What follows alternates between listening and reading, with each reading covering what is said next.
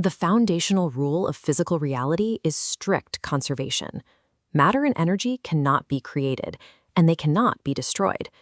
If the physical ledger of the universe is permanently fixed, then every biological process, every human invention, and the cosmos itself does not actually create. It merely rearranges inherited materials. But this accounting assumes that physical substance is the sole input to reality. Wetness is nowhere to be found in isolated hydrogen or oxygen. A melody does not exist inside individual notes. Genuine novelty arises from the arrangement itself. Creation is the drawing of a new boundary to yield a novel form. To see how form emerges independently of material, we have to look past the standard model. We need to identify the non-material inputs that actually structure the universe. We will deconstruct physical reality step by step, starting with Emmy Noether's mathematical theorems on conservation, moving to the past hypothesis of thermodynamics, and finally reaching the pure logic of the laws of form. By the bottom of that descent, the concept of physical stuff drops away entirely, leaving a map of how observable structure actually begins. In 1915, mathematician Emmy Noether proved a theorem that became the bedrock of modern physics. This text outlines Noether's central proof. Continuous symmetry in a physical system mathematically guarantees a conserved quantity. If laws operate the same today as tomorrow, time translation symmetry, energy is perfectly conserved. If they apply equally regardless of where you stand, momentum is conserved. These conservation laws are not raw materials poured into the universe at the beginning. They are invariances. They only describe what survives unchanged when a frame of reference shifts. Think of a melody transposed into a new key. Every individual note moves to a different pitch, but the song remains recognizable. The intervals between the notes persist untouched. The true identity of the song is the structural ratio, not the absolute pitch. Similarly, a conserved quantity in physics is simply the relationship that survives translation across space or time. Energy is not a glowing fluid. It is the specific mathematical interval that the forward shift of time cannot touch. Noether's theorem flawlessly balances the mathematical ledger of the universe as it changes, but it assumes a ledger already exists to be balanced. The dynamics translate a physical state forward, but they are entirely blind to how that system was originally configured. They do not specify the opening balance. At cosmic scales, as photons travel across expanding space, their light waves stretch and dim in a process known as cosmological redshift.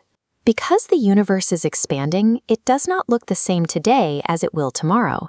Time translation symmetry breaks down, and on a universal scale, the conservation of energy becomes mathematically ill-defined. The energy simply isn't in the ledger anymore.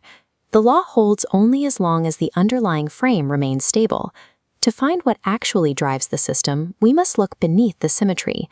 This framework details a concept formalized by philosopher of physics David Albert, known as the past hypothesis. The dynamical laws of physics can calculate how a state will evolve tomorrow, but they require a definitive physical state to start from today. That required starting state is the universe's incredibly specific, improbably low-entropy initial configuration. This opening configuration is a brute boundary condition. It cannot be derived from any prior dynamical theorem.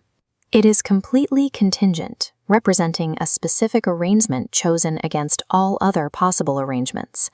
That highly ordered starting position is the single reason the universe possesses an arrow of time, allowing us to remember the past and move toward the future.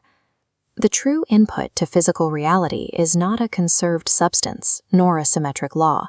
It is condition, a highly specific initial arrangement that no equation can generate for you. If the universe requires a highly specific initial arrangement to operate, how is an arrangement generated from a state of absolute nothingness? The mechanism for that generation is captured here in G. Spencer Brown's 1969 text, Laws of Form, which establishes a formal ontology beneath physics itself. Spencer Brown begins with a single imperative: draw a distinction. Before the mark, there is an undifferentiated void. The primordial act severs that space by drawing a boundary. That cut establishes a binary state, separating inside from outside, where no separation previously existed. This is not a description of a geometric shape sitting passively inside a pre-existing container. The distinction itself constitutes the space that contains it. Without the drawn boundary, there is no canvas to observe. The most irreducible input required to build a universe is not matter or gravity. It is the act of making a cut, choosing to draw a line exactly here rather than there. We do not add physical substance to a void to create a universe. We add distinctions. This chart synthesizes those 3 steps into a complete ontological stack, mapping exactly how observable reality emerges from a single line. At the absolute bottom is distinction, the primal cut that splits the undivided void into a space capable of holding information. That initial cut generates condition. This locks in the improbably low entropy configuration, the opening balance required for a physical universe to run. That opening balance is then carried forward through time, structurally protected by mathematical invariances that guarantee conservation. Stack those 3 invisible inputs together, and you generate structure, the observable, physical reality we measure and interact with. The true input to creation is not a physical law, and it is not a subatomic particle. It is simply a line drawn where none was required. Everything downstream of that line is just translation.